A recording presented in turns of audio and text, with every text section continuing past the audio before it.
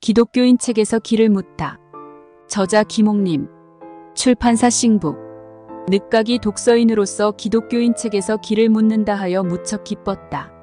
책에는 무한한 길이 숨어있기 때문이다. 독서가 의무로 여겨져 늘 수면제 역할밖에 하지 못하던 나에게 독서가 취미를 넘어 나의 인생을 열어주는 특기가 되어주었다. 나에게 두 가지 중독된 것이 있다. 하나는 운동 배드민턴이고 다른 하나는 독서다. 독서가 중독이 되어 아내의 드라마, 자녀의 게임과 같은 수준이 되었다. 그래서 독서에 심취해 있다가 밥 시간을 놓치거나 다른 일을 잊어버릴 때는 가족들에게 미안하다. 그러나 다행인 것은 독서에 심취하게 된 것이다. 독서를 통해 시도 쓰게 되고 등단까지 하는 영광을 얻었다. 또한 너무 좋은 길을 수도 없이 찾아가게 되어 앞으로 나에게 어떤 일이 일어날지 정말 궁금해하며 살아가고 있다. 저자는 기독교인이 책에서 길을 묻고 가면 반드시 신실한 크리스천, 참된 성도가 될 수 있다고 조언하고 있다. 저자 또한 독서를 통해 많은 책을 쓰게 되고 강연을 하고 훌륭한 인물이 된 산증인이라 생각된다. 라빈드라나드 타고르의 기탄 잘리는 나에게 많은 생각을 하게 만들었다. 그의 하나님을 찬양하는 시는 아주 평범하면서도 감동을 주고 있다. 기탄 잘리가 지금 한국에 나왔다면 평단이나 시인들에게 어떤 평가를 받았을까? 저자는 그의 평범한 글이 별로 주목을 받지 못했을 것이라 한다. 시는 어렵고 심오하고 난해해야 주목을 받는다는 편견의 문제점을 지적한다. 얼마 전 발표된 조선일보 신춘문예나 중앙일보 신인작가상을 보면 조금 같은 느낌을 받았다. 중앙일보에 기고를 해본 경험자로서 공감이 된다. 어쨌든 기탄 잘리는 평범하면서도 깊은 찬양의 마음을 전하고 있다. 그러나 타고르가 하나님을 그냥 글 그대로 평범하게만 써나갔다면 주목을 받지 못했을 것이다. 그가 직접 느끼는 하나님에 대해 가감없이 순수한 마음으로 썼기 때문에 감동을 주었을 것이다. 나도 기탄 잘리에 도전을 받고 이제 내 속 깊은 곳에서 나오는 하나님을 찬미해 보려고 한다. 시로 적어보려고 한다. 날짜별로 시를 적어가고 있는데 찬미시만 별도로 적어보고자 한다. 하나님, 영감을 주시옵소서. 탈무드는 세상을 살아가는 지혜를 담은 책이다. 탈무드는 어떤 환경 속에서도 적응하고 필요로 하는 사람이 되라는 것이다.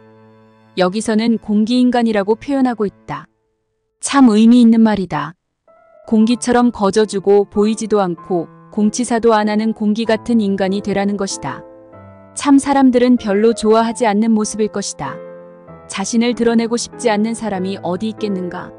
그러나 말은 안 하지만 실제로 공기가 조금이라도 부족하면 즉각 공기의 부족을 절실하게 느끼는 것이다. 그래서 보이지 않고 언제든지 돈도 안 주고 얻을 수 있는 공기에게 감사하고 있는 것이다. 나도 공기 같은 사람이 되고 싶다. 있는 듯 없는 듯 그런데 늘 있어 사람들에게 생명을 주는 사람이 되고 싶다. 그래서 내가 없으면 절대적으로 필요로 하는 그런 꼭 있어야 하는 존재가 되고 싶다. 공기 같은 사람. 멋진 말이다. 마르쿠스 아우렐리우스가 한 말 중 다른 사람의 마음속에서 무슨 일이 일어나고 있는지에 무관심하다고 불행해지지는 않는다. 그러나 자신의 마음속 움직임에 주의를 기울이지 않는 사람은 불행해질 수밖에 없는 것이다. 그렇다. 남의 마음을 읽으려면 먼저 자신의 마음을 읽어야 할 것이다. 마음을 읽을 뿐 아니라 그 마음의 소리를 듣고 그대로 따라가는 자세가 중요할 것 같다. 마음의 소리에 솔직해지자. 공자는 15세 사람의 마음이 성장하기 위해서는 배워야 한다는 것을 깨달았고 30살이 되어서는 방향이 겨우 보이기 시작했고 40살쯤에는 인생의 목표가 확고해감에 따라 망설임이 사라졌고 50살에는 내 인생은 혼자만의 것이 아닌 타인을 위한 것이기도 하다는 사명감을 갖게 되었고 60이 되니 나와 다른 인생관을 가진 사람을 만나도 이런 삶의 방식도 있구나라고 이해하며 반하지 않게 되었고 70이 되자 나의 욕망이 타인에게 전혀 피해를 주지 않게 되었다고 했다.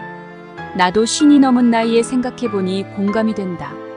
요즘 타인을 위해 살려고 애를 쓴다. 습관에 젖어 잘 되지 않는다. 그러나 몸부림쳐본다. 60, 70은 계속 잘 배워가야 할 텐데 될 수 있을지 걱정이 된다. 며칠 전 이어령 박사님의 생명이 자본이다를 읽었다. 참으로 깊은 사색에서 나온 현대인들에게 주는 결론 같았다.